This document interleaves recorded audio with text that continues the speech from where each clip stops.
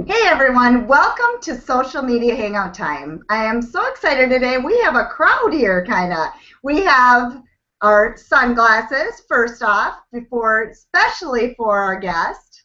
And so Kimmy and I have a new look today. And Kimmy and I, if you've never heard about this show before or never been here, Kimmy is a salon owner. She's our social media puppet, and she owns a salon. And so Kimmy will be asking questions from that point of view. And then we have Brian Horn and Jack Mize. And I'm very excited to have these guys because I have been listening to their podcast that they've had out, and they can explain a little bit more about how long that's been, but I know I've listened to quite a few shows. And it's called The Authority Alchemy Show. And I've been longtime friends on Facebook with Brian also, and I'm just so excited to have these two here. And I'd like them to explain a little bit more about their background and what they do. So welcome, you guys. Thank you. Thank you for having us. Sure. Yeah, well, I can tell you about the show first. I said it's Authority Alchemy, and it's all just about helping small business owners and entrepreneurs, or even professionals, position themselves as authorities in their industry. And I'm going to take the sunglasses off. It's kind of my little look for Facebook pictures and stuff. But I'm going to take mine off, too. Off now so you can see I have to leave mine on. You can keep them on, dear. Okay, thanks. Yeah, so that's the whole purpose of the show. And it's not just about trying to become a celebrity in your industry or become famous. It's really a lot of mindset stuff and putting the customer first, putting your prospects first, speaking to them directly instead of trying to either make it all about yourself or coming from a me and I positioning type stuff, make it more about them. As far as for myself, I've been helping entrepreneurs in one way or the other for a long time now. I started off doing SEO as a consultant for people like Dan Kennedy and Ryan Dice and a bunch of other info marketers. And I saw the puppet. Sorry, I don't mean to make you nervous. No, you're too cute. Yeah, so I was doing that for a long time, and I just kind of fell into the power of authority positioning myself as an SEO consultant, getting the big clients, and I just kind of wanted to share that with the world. And I'll let Jack tell his background. But we kind of came from the same spot, the same ideas, and we were on a marketer's cruise last fall, and just got to talking and started doing a podcast, and ended up taking off and going into business together. That's awesome. Yeah. Neat. I kind of saw that happen through your Facebook page. Yeah, it was I saw the picture of the cruise and had noticed, you two, I had some sort of picture, and then all of a sudden you had a show, and I saw an interview before you had the show too. So Jack, did you have a show before?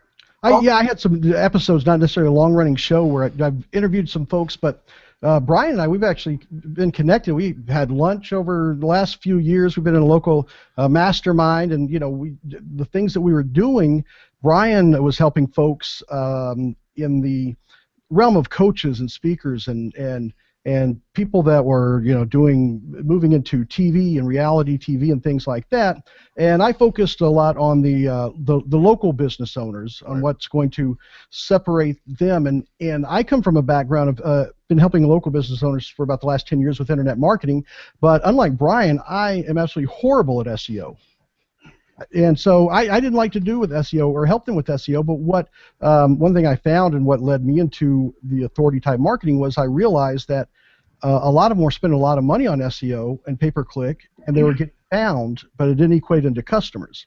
And one of the things I found was they didn't give their customers any reason to pick them once they found them, because when they find them on the local businesses on search engines, well, guess what? They find 5 of their competitors.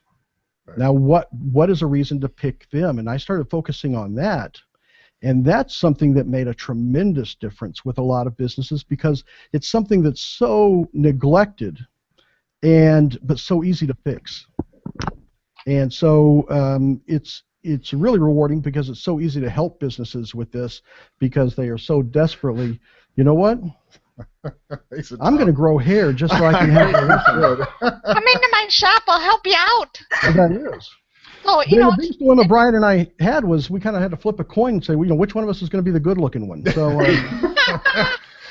Brian won that one. So that's great. Well, I love that where the perspective you're coming from and talking about right now is exactly what we focus on this show is just having something unique. That's our tagline, being unique to stand out in that crowded field of social media because it's so loud and your business needs to be unique and different in order to stand out so that you can be seen and noticed. So can you expand on that a little bit, and one of you two expand on that and what your show offers to go on with that? Well, I think one of the big things that we have is people when they think about being an authority is they feel that they need to. It's about being an expert, and a lot of people have heard through marketing forever that you got to call yourself the expert to be the expert, and the fact is a lot of people just aren't comfortable taking on and saying, hey, I'm the expert. And unfortunately, there's a lot of people that aren't comfortable but force themselves, and that's their message. And what ends up happening is they think, what do I put out there to convince people I'm an expert? And it makes it all about them. And so to us, the real core of being an authority is to stop thinking about yourself as an expert and start thinking of yourself as an educator and advocate for the success of your customers. In whatever business you're in, if you start speaking to them as that and they start seeing you as an educator and advocate for their success, you never have to call yourself an expert again. They're going to be the ones that call you the expert. Because when they feel that you've educated them and that you truly are concerned about their success in using your product or your service, or there she is again,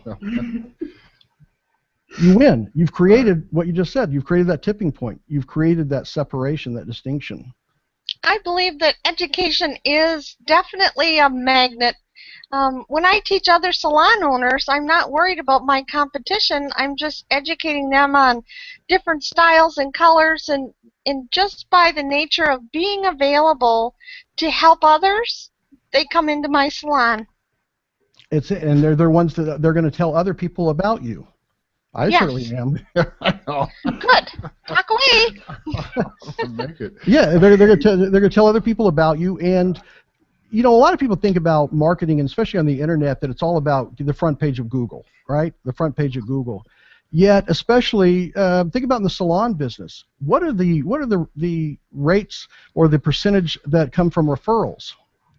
Oh, I get 90% of mine from referrals because we actually have them do selfies in the chair when we have tinfoil on their head. Oh, I'm in. Oh, that'll be a smooth ride. Yeah. I think that's a ball joke. I think a puppet with like yarn hair just made a joke about. Am I being made fun of by a puppet? I think you are. Is that the first time in your life that I'm ashamed to say no. Yes. Oh, that's great. She's like, but that's exactly when you get referrals. Well, guess what people do? They still go to Google, but they're not looking for, salon. They're not looking for salons. They're looking up your name specifically. Right. And the part about authority, what are they going to find about you? And I'm not just talking about reviews and stars. Or your website. I'm talking about, can they see you being that educator and advocate? Because I can tell you, the second that they see you educating and being an advocate for their success, you've just gone a mile ahead of their competitors. We are very strong on one of the first points that we make our clients really focus on is going from I am to I help. And I'll let Brian talk about that. Is that so many people's marketing, so many of their social media profiles or their social media is all about themselves.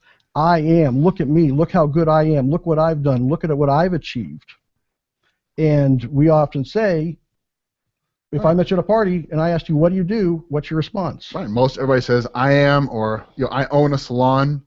Probably it's what most salon owners out there listening would say the same thing. I own XX salon instead of going with I help, or I help worn down women that have had a hard week recover and look beautiful again, or something like that, where you really go back and you start with it, I help, where you make it all about your target customer. And it just, by just saying that I help, it forces you to change how you change your message, and also just change how you think about what you offer. It makes a world of difference. We have people all the time when we go through, we do our live events, or we speak at masterminds, or even we just work one-on-one with clients, we do the same exercise. And almost every one of them starts with I own, or I do, and just give them a change that with I help, it's a light bulb goes off. And they just all of a sudden see what they were doing wrong. They can see the power of how different it is. It forces you to make it about your customer and your prospect when you start that reply out with I help. Right. So instead of you saying yourself, Jen, as you're a social media consultant,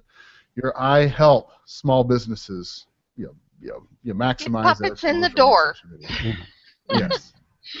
Nice. And that makes all the sense in the world. I love it. So if you're going to expand that into the social media, talking about, you're exactly right, we just kind of went into the social media side of things. How would you bring that into, like, the posts you're posting, that kind of thing on your Facebook page when you're talking about this area? Yeah, we were just talking about that. We just finished recording a show just a few minutes ago, and we talked about that exact thing.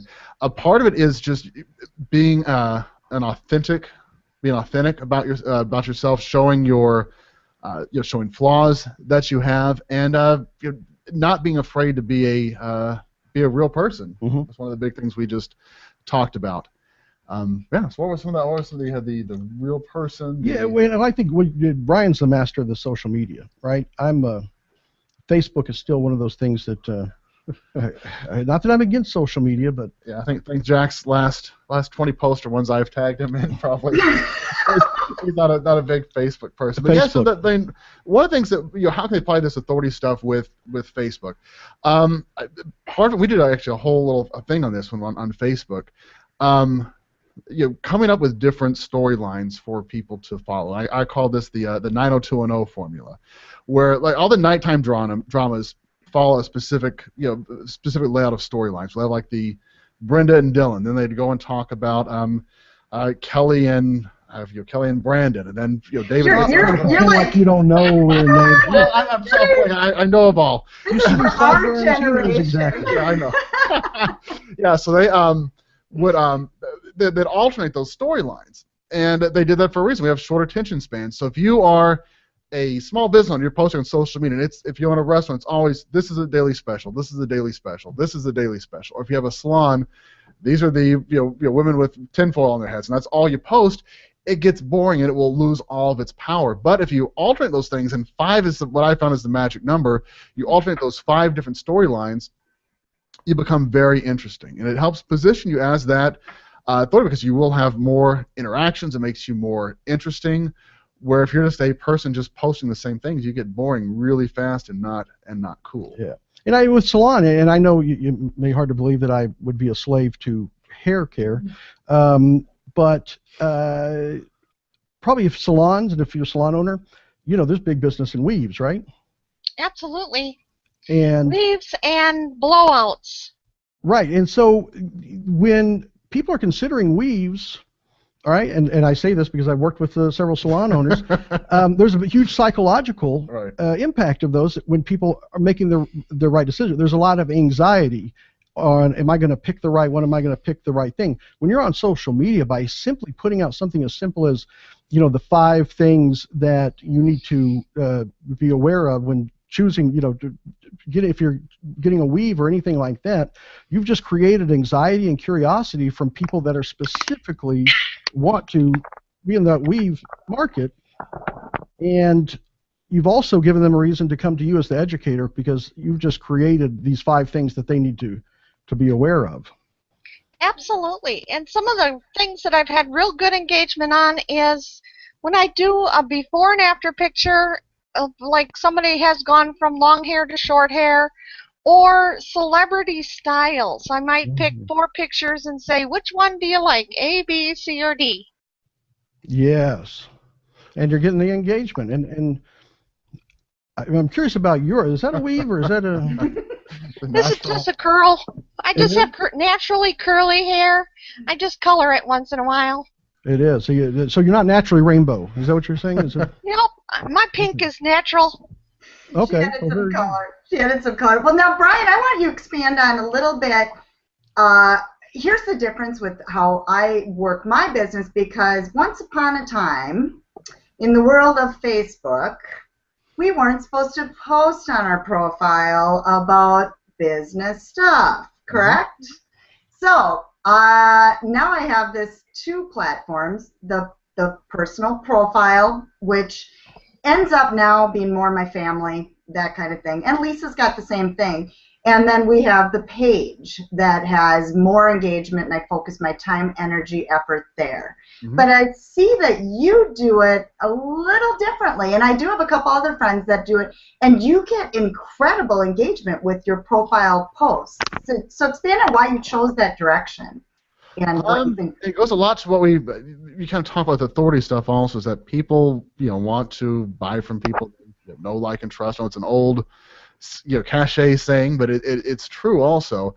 And people seeing me that interacting with my either my family, going out on the weekends doing stuff, or me making some other comment about some current event that's driving me nuts. I have my 5 things that I've 5 little storylines that I use on my personal page, and people follow those. And there's with each one of those that I pick, there's some specific things that I look at before I choose one. And one of those, it's an important one that people don't look at. Is there a way to show progression in that storyline over time? Or if it's like with my son, who Jackson has Down syndrome, he's one of the storylines. I do a lot of stuff with him, and it's able to show him progressing little bit by little bit on different things that he's doing. And you can see that's why I just posted a little bit ago about him, getting out of PPCD and going into pre-K, and like in the first hour, it's getting 60, 70 likes, getting a lot of comments. Anything like that, you want to be able to show progression over time in your storylines, and that's one of the magic things I think that people don't follow, because people will be watching you. And if you think about the going back to the 90210 stuff, that's what people like about those shows. They could see the relationship of what Brenda and Dylan progressing over time. It wasn't always the same thing every single time. You want to have some different stuff like that. Another little key thing I like to put in there is, out of those 5 storylines, have one that's like a humorous one, that's almost like a self-deprecating one, and one that's a like a tearjerker or a motivational storyline. And like for mine, it's the because my son has Down syndrome. It's other posts about that, and the more comedic relief one, it's more of me being kind of a frustrated 40-year-old guy that's sick of lazy people and bad music today, and not understanding the crazy young people. And I post about those things often, and just kind of come across. That's one of the little character things that I have, and those things work. All work in tandem together, because I can alternate those, and it resonates with different people. And what works really good with the personal stuff is if you can incorporate multiple storylines into one thing. If I have something with my son that has a picture of him talking about Down syndrome, but also has a business lesson woven into it. I had one of those I did a while back, and we're in the thousands of shares for that one. On a post on my personal page that I paid nothing for, I just posted a meme graphic,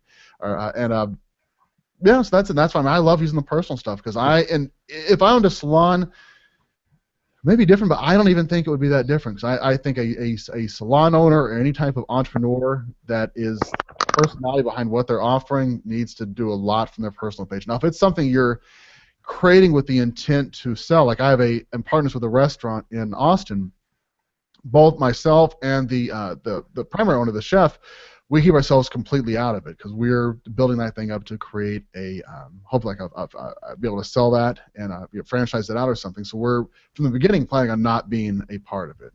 But yeah, other than that, if you're the personality, the brand behind it, man, I say I'm all for personal profile stuff. I think you made one important point there, is that you're not supposed to do business stuff on your Facebook. And one of the things that you rarely will see Brian do is buy my stuff. Yeah, right? Very rarely. And so it goes back to not selling, but making people want to buy. And it's very easy to be an educator and advocate on your personal page because you're not saying buy my stuff. But when you're being that educator and advocate, people are going to say, I really want to know more, and they'll go seek out your more salesy marketing things. But there's definitely subtle ways to bring in the fact, just like people that have corporate jobs, they talk about their work. They don't leave their work off of there. They talk about things that go on in their life, and your business is part of your personal life. And it's easy to introduce that stuff very subtly that will let people know what you do, or when you congratulate a client on something, or anything like that. You're not doing it as a straight sales buy my stuff type of thing. You definitely wouldn't suggest you do that, but the way Brian blends it in with the storylines, are more of an episodic type thing. It works extremely well. Yeah, like we'll share. I always share the podcast episodes, or if I write, I'm also write for Huffington Post. Whenever I post an article, I'll put it there. Or if we have a blog post, or have another profile, always get picked up. Or like I was just interviewed by a puppet today. That will definitely be a post on there.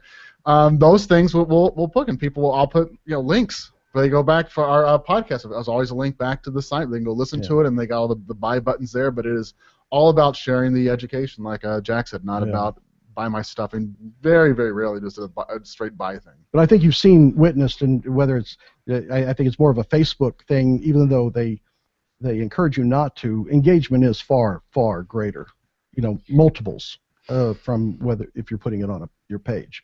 Not to neglect your page, but it works out nicely.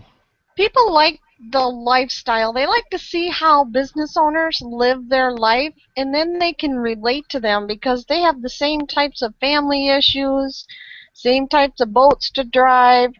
So I think there's a lot of good relationship value that's come through getting to know them. Just like when we're in a live networking event, you see them face to face and you learn more about their family than you do about their business, and that's what generates that long-term sales process. Yep. Oh yeah, and especially if you're your business is a community-based business. Oh my, I mean there's no question. Yeah, for sure. I love that Brian always posts pictures of his kids, and they're so cute. And you've got the little ones, and it just, mine are older now, and so are Lisa's. And I actually chase them with the camera, and they don't want pictures anymore, so just wait for that day. And they untag themselves, darn it. So that's great. Well, so you really talk a lot about the uniqueness of a business, and we will be. This is going to be show number 15. So we're on our show number 15, and we will be putting all your links to Authority Alchemy, and anything specifically that you brought up we can put into our blog too. I want to always leave people with the questions like, what would you suggest, and both of you can answer this separately if you'd like, what are 1 to 2 action items that the audience can actually do within the next 24 hours to improve their marketing or business? Okay, you want to take one, and then I'll. Yeah, well, I would say if you're doing marketing, most people are going marketing after new customers, and obviously the salon business referrals are a big part of this. And I found, especially local community-based businesses, whether it's salons or restaurants, one of the easiest ways to increase business very rapidly is to focus on your current customers, and giving your current customers a reason to tell their friends, family, and even strangers about you, which is the beauty of social media, right?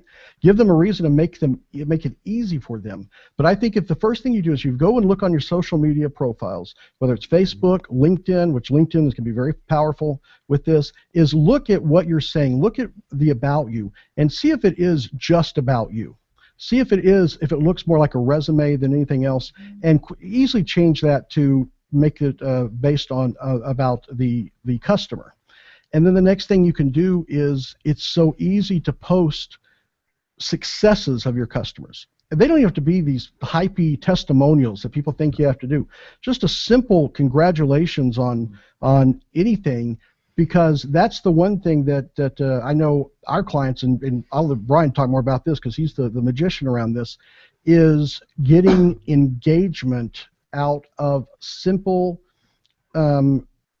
simple post rewarding others or talking about others, and it's kind of a, what do you call it, the humble brag, right? Humble brag. It's a way to you can start doing that immediately and start seeing engagement and shares out there, specifically around social media. But the main thing that I like to focus on is, what are they going to see when they come back to you?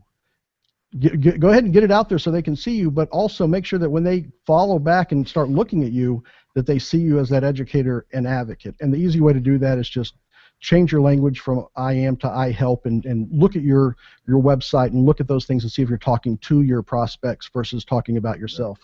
Yeah, I agree. I was going to say that the I am, I help is a easy one to then go apply immediately and get a big bang for.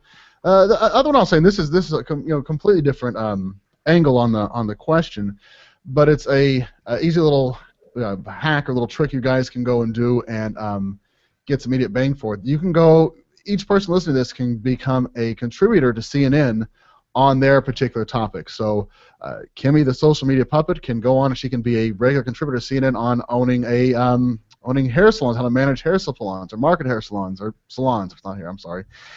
Just go to ireport.cnn.com.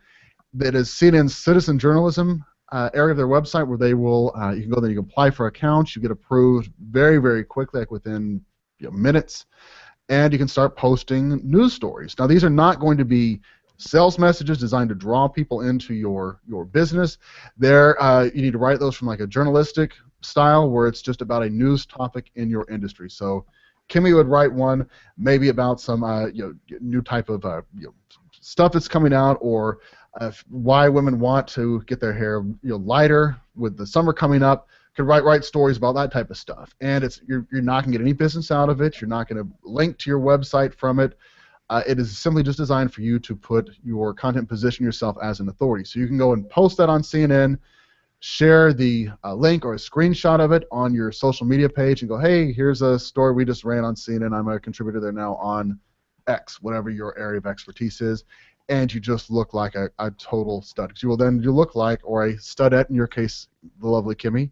You will just look like a you're going to really be able to claim your authority and prove that you are an expert in your industry. People love this thing. When you're going to the response from your audience is, you're going to be very surprised by it. They're really going to love it. Yeah, that right there is a perfect example of not going out there and saying I'm an expert, but putting something out there that shows that other people think enough about what you're saying that you're the expert. Right. So it really is about never calling yourself an expert again, but doing the things that allow others to call you the expert.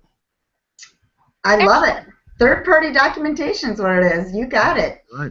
And, one of the questions I meant to ask Brian is, how did you fast forward a little bit, and how did you end up getting on Huffington Post? I know you did a lot of work to get there. Yes, this authority marketing works. Yes, we used authority marketing to get a gig for Huffington Post writing about authority marketing. We just actually had a client message me this morning when I woke up. He's in Australia, and he is going on a national morning show, and they're actually talking to his wife about going on one also by using these exact same things that we're doing. This authority stuff, it really does work, and it's stepping up. Time to I didn't just go immediately come out and say, hey, Huffington Post, you need to write about me, but we did little things. We did the podcast.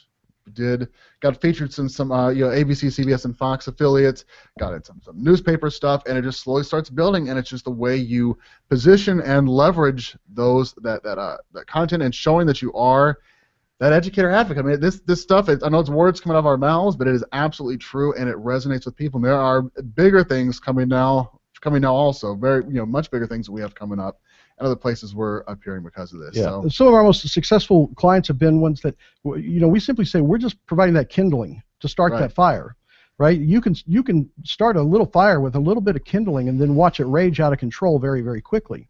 If you just do these little things, you'll be